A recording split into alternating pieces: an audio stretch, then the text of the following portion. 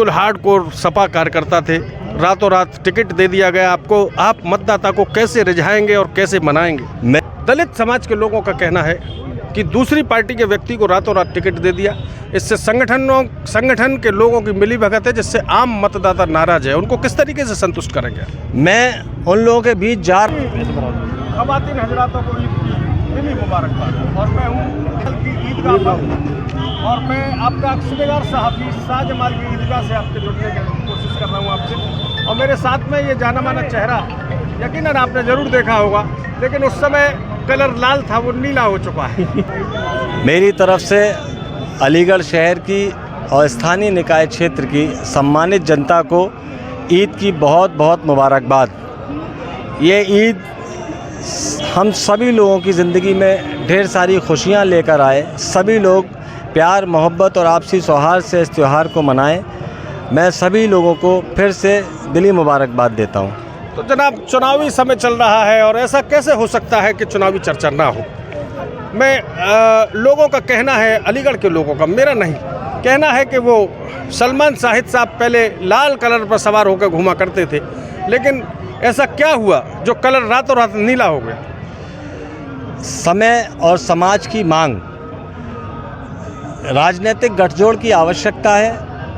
अगर आप आज समय की मांग को मान लेंगे तो यकीनन आप देश के लोकतंत्र को, नौजवानों के मुस्तकबिल को बचाने के में कामयाब हो जाएंगे।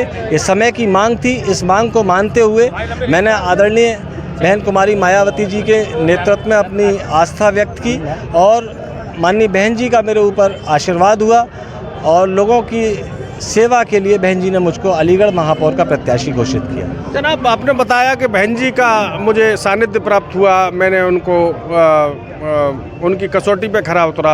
अखिलेश जी की भी कसौटी पे खड़े थे आप, और उन्होंने आपको समाजवादी पार्टी से विधानसभा में टिकट भी दी, लेकिन न जाने क्या हुआ जो रातों रात टिकट आपके हाथ से रिपट गई। तो क्या ये गुस्से का इजहार कर रहे हैं आप इस तरीके से दूसरी पार्टी में दावेदारी कर? नहीं, कोई गुस्सा नहीं। आदरणीय अखिलेश यादव जी ने मुझको टिकट दिया। मेरा टिकट उन्होंने जिस प्रत्याशी को दिया, मैंने उसको चुनाव लड़ाया, और कहीं ना कहीं 2022 के चुनाव ने ये साबित कर दिया कि प्रदेश और देश में एक राजनीतिक गठजोड़ की आवश्यकता है, जो बहुजन समाज पार्टी के नेतृत्व में ही पूरा हो सकता है। इसीलिए मैंने बिना किसी इल्ज़ाम के, बिना किसी शिकायत के समाजवादी पार्टी छोड़कर बहन जी के नेतृत्व में आस्था व्यक्त की और जीवन भर बहुजन समाज पार्टी की सेवा करने का काम करूंगा। लोगों का कहना है कि आपने राजनीतिक प्रतिद्वंद्विता के चलते एक बड़े नेता को पटकनी देने के लिए ये प्रयास किया है, कहाँ तक सच्चाई? देखिए, नेता वो बड़ा जिसको जनता चुने। जनता ने 2 बार चुना था, तो कैसे कह दे बड़े तो वही है?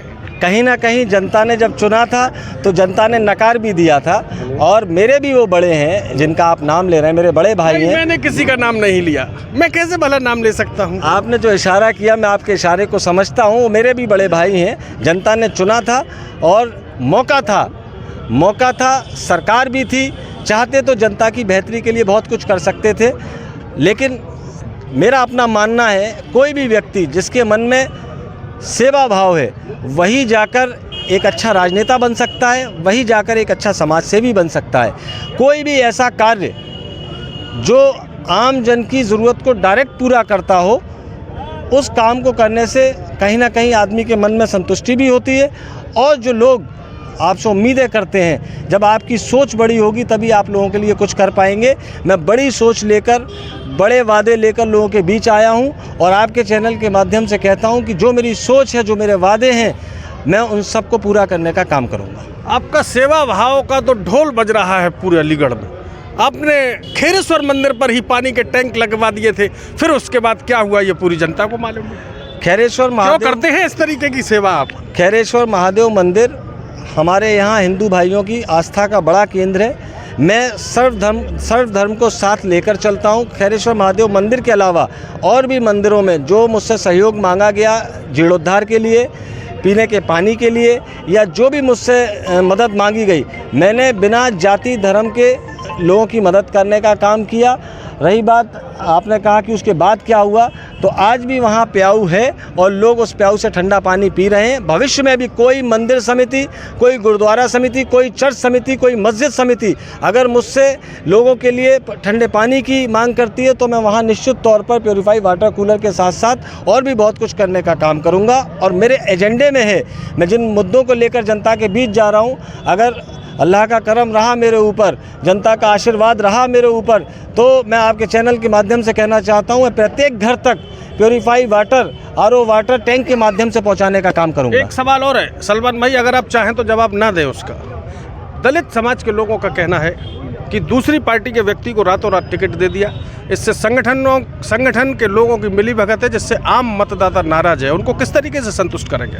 मैं उन लोगों के बीच जा रहा हूँ, मुझको जिस तरह का प्यार उन लोगों से मिल रहा है तो मैं यकीनन। अरे मान्यवर, प्यार कहाँ से मिला? प्यार तो परसों से हम आपको दिखाएंगे। कितना प्रेम कर रहे हैं लोग आपसे, लगातार फोन आ रहे हैं हमारे पास, प्रेम के पुष्प आप पर उड़ेलने के लिए लोग तैयार। आप दिखाएं, मैं आपका स्वागत करता हूं और मैं आपसे कहता हूं कि आप भी मेरे साथ चलिए, लोगों का प्यार देखिए। लोगों का प्यार और विश्वास आदरणीय बहन कुमारी मायावती जी में है, और समाज का विश्वास आदरणीय बहन कुमारी मायावती जी में है। उन्होंने जिसको सवाल ये है कि आप बिल्कुल हार्डकोर सपा कार्यकर्ता थे, रातों रात टिकट दे दिया गया आपको, आप मतदाता को कैसे रिझाएंगे और कैसे मनाएंगे? मैंने कभी दल पूछे, जाति धर्म पूछे, लोगों की मदद नहीं की।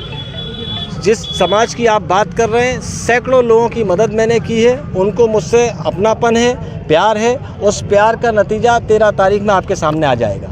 तो साथियों, बहुत सी बातों के साथ चुनाव की ईद का पर्व है और राजनीतिक चर्चा के लिए लगातार हम पर कई दिन रहेंगे। मैं हूं आपका अक्सनिगार सहाफ़ी और मेरे साथ थे बहुजन समाज पार्टी से मेयर प्रत्याशी, जो पूर्व मेयर साहब को पटकनी लगाकर टिकट लेने में तो कामयाब हो गए हैं। अब आगे क्या होगा ये मतदाता की मुट्ठी में बंद है। बहुत बहुत धन्यवाद।